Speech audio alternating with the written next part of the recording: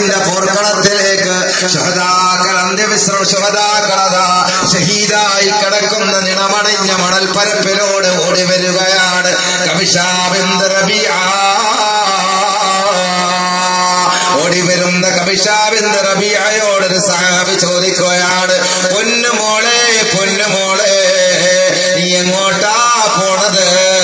മുഹമ്മദ് എങ്ങോട്ടാ പോണത്?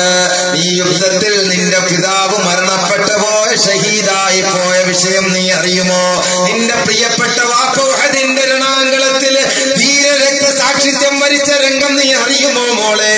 എങ്ങോട്ടാ പോണതെന്ന് ചോദിക്കുമ്പോ ബഹുമാനപ്പെട്ട കബീഷ ബിൻത് റബീഅ റളിയല്ലാഹു തആല പറയുകയാണ്, അല്ല സഹാബ,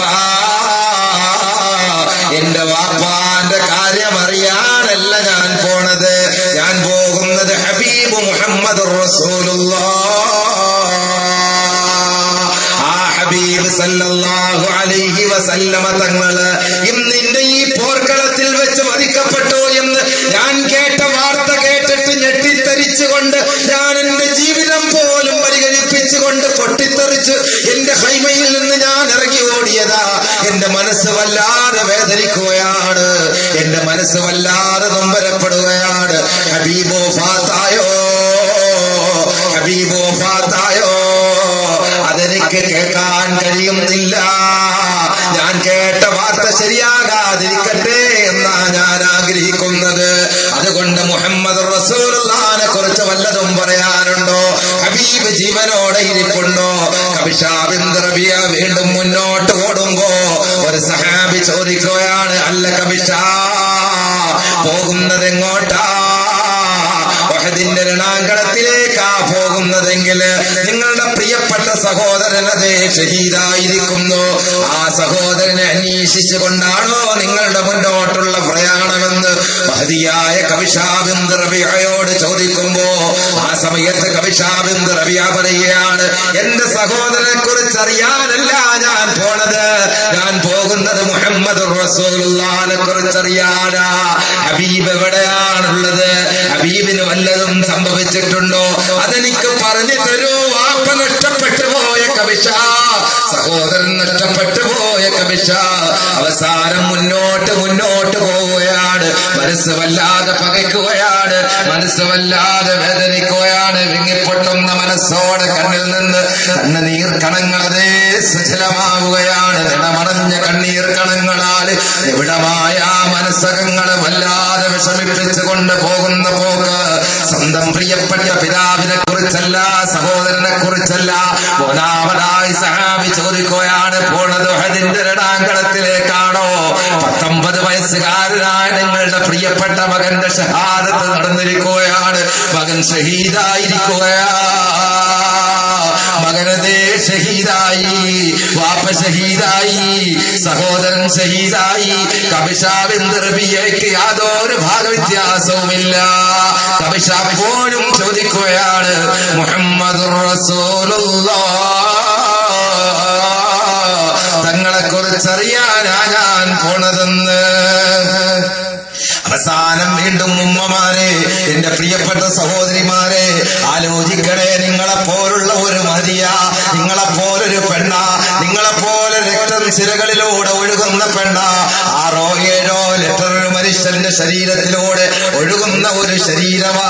അതേപോലെ മാത്രമല്ല, നമ്മെ പോലെ ബ്രെയിൻ വർക്ക് ചെയ്യുന്നുണ്ട്, നമ്മെപ്പോലെ കുടുംബമുണ്ട്, മക്കളുണ്ട്, ഭാര്യയുണ്ട്, ഭർത്താവുണ്ട്, ജീവിതമുണ്ട്, ജീവിക്കാൻ കൊതിയുണ്ട്, ആഗ്രഹമുണ്ട്. ആ നിലയ്ക്ക് എല്ലാ നിലയിലും മാനുഷികമായ ആവശ്യങ്ങളുള്ളവരാണ് ഈ സഹാബികളും ഈ സഹാബി വനിതകളും. അറിഞ്ഞോ 3 പേരുടെ ഷഹാദത്ത്, സ്വന്തം പിതാവിന്റെ ഷഹാദത്ത്, സ്വന്തം മകന്റെ ഷഹാദത്ത്, സ്വന്തം സഹോദരന്റെ ഷഹാദത്ത്. അവസാനം ഒരു പെണ്ണിന്റെ ദുഃഖത്തിന്റെ ഏറ്റവും വലിയ ദുഃഖകയത്തിലേക്ക് തള്ളിവിടുന്ന ഏറ്റവും വലിയ പ്രതിസന്ധിദായകമായ ഘട്ടമേതെന്നറിയുമോ? തന്റെ എല്ലാമായ തന്റെ രാത്രികളെ ചൈതന്യമുളവാക്കിയ, തന്റെ ജീവിതത്തിലെ എല്ലാ നിലയിലുള്ള അർത്ഥങ്ങളും കൽപ്പിച്ച സ്വന്തം പ്രിയപ്പെട്ട ഭർത്താവിന്റെ ഷഹാദത്ത. 4 നാലാമതായി അറിയുന്നത് ആ സമയത്തും മനസ്സ് പകയ്ക്കുന്നില്ല. അപ്പോഴും കണ്ണിൽ നിന്ന് കണ്ണീർ വാർക്കുന്നത് ആർക്ക് വേണ്ടിയാണ്? മുഹമ്മദ് റസൂലുള്ളാഹിക്ക് വേണ്ടിയാണ്. നാലാമതും പറഞ്ഞു, നിന്റെ പ്രിയപ്പെട്ട ഭർത്താവും ഷഹീദായി, യാതൊരുവിധ ചലനവുമില്ല. അപ്പോഴും അറിയേണ്ടത് മുഹമ്മദ് റസൂലുള്ളാഹിനെ കുറിച്ചാണ്. അവസാനം മുന്നോട്ട് പോകുമ്പോ ആരോ പറഞ്ഞു, അല്ല കബിഷാ, റസൂലുള്ളാഹിനെ അന്വേഷിച്ചിട്ടാണോ പോകുന്നത്? ആ കാണുന്ന ടെന്റിൽ കണ്ടോ? ആ കാണുന്ന ടെന്റിലിരുന്ന് ഹബീബ് മുഹമ്മദ് റസൂലുള്ളാഹി സുരക്ഷിതരായിരിക്കുക. കേൾക്കേണ്ട താമസം മഹാമഹതിയായ കബിഷാ ബിൻത് റബിയ ഒരൊറ്റ കുതിപ്പാ ചരിത്രത്തിൽ രേഖപ്പെടുത്തുന്നത് കാണാം.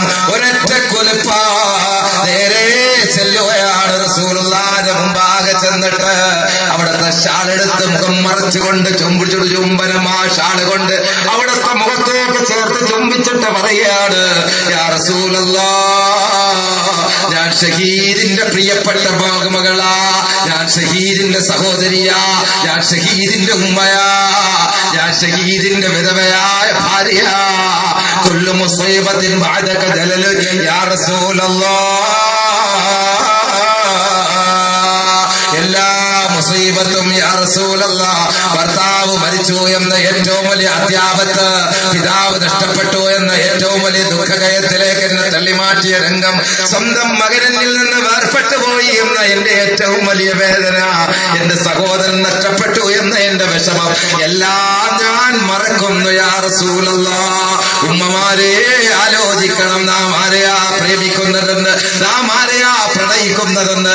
ചെറുപ്പക്കാരാ, ഇന്നലെ കണ്ട പെണ്ണിന് വേണ്ടി സ്വന്തം ഉമ്മാനെ തള്ളി വാപ്പാനെ തള്ളി അവസാനം റസൂലുള്ളാഹിയും തള്ളി ഇറങ്ങി പോകുമ്പോ ഓർക്കണേ മോനെ, ഇത് ടെമ്പററി ടെന്റാ, ഇത് ശാശ്വതമല്ല, നൈമിഷികമാ, ക്ഷണികമാ. ശാശ്വതമായ ലോകത്ത് അനന്തമായ ജീവിത സൗഖ്യത്തിന്റെ ഓരങ്ങളും തീരങ്ങളും തേടി അലയാൻ ആഗ്രഹിക്കുന്നവർക്ക് പ്രണയിക്കാൻ പറ്റിയ ഒരു നേതാവുണ്ടെങ്കിൽ അത് മുഹമ്മദ് റസൂലുള്ളാഹ്.